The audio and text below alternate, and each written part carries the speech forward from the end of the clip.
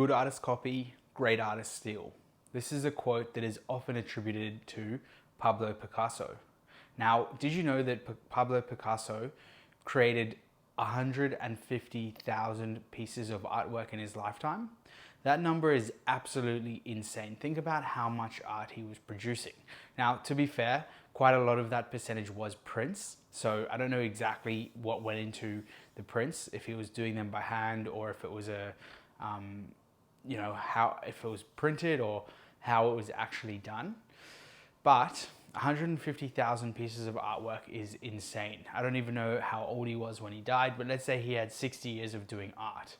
That means that how much he created over 20,000 pieces of artwork a year over 60 years. Is that right? No, he did 2,000 pieces of artwork a year, which is pretty crazy to me.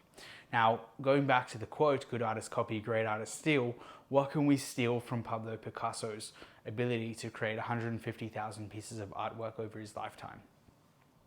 Well, what we can steal for sure is volume of work, because it seems like he had no limit on how much he was working, how much he was producing.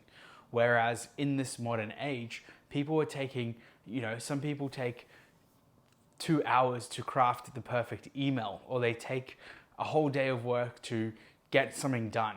There's actually a saying around procrastination, which is, and then I'll tell you something funny from the office, but the saying around procrastination is this assignment or this project or this whatever took me, let me come back to that saying. It's quite a funny one, but going to the scene from The Office, Michael Scott, when he was talking about rehiring, one of the employees, I can't remember who. It wasn't Dwight. It was the other one.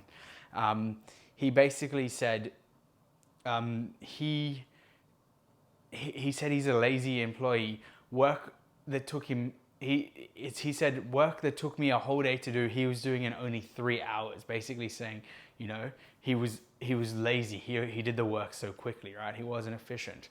But I think that what that goes to say is people are taking way too long to do things. So if you get focused and you cut out distractions and you just work on the task at hand, right? You don't have your phone buzzing, you don't have your emails open, you don't have your Slack messages open, you're gonna find productivity goes up through the roof if you can just stay focused and you can just use Pablo Picasso's mindset of producing volumes of work, right? Just knocking over tasks, getting things done. The quote that I wanted to say before is this 10-week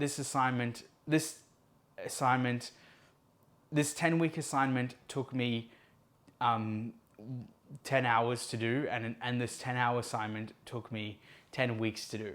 Basically saying that, when you have a longer time frame, you often end up doing it right at the very end, but it still ended up taking you the full time to complete it, because you weren't able to compress, because you were procrastinating so much and putting it off until you eventually did it. And once you did it, you did it in a very short space of time, right? Because you were under pressure. I often joke with one of the copywriters I work with.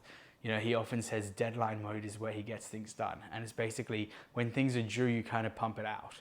Well, what if you move the deadline to like straight after you get the task, so you have to work through it quickly and you can keep producing work over time. You can produce a hell of a lot more work than if you just do it, sporadically and procrastinate a lot.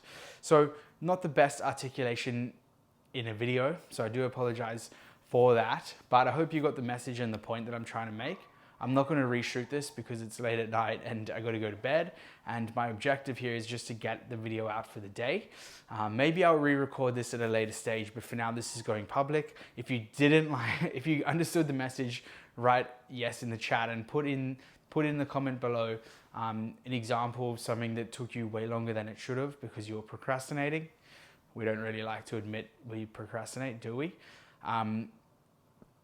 And then secondly, hit that like button if you enjoyed this. If you didn't enjoy it, hit the like button anyway for fun. See what happens when you press the like button, and hit subscribe because we've got some super cool content coming out very soon. So I'll see you on the next one.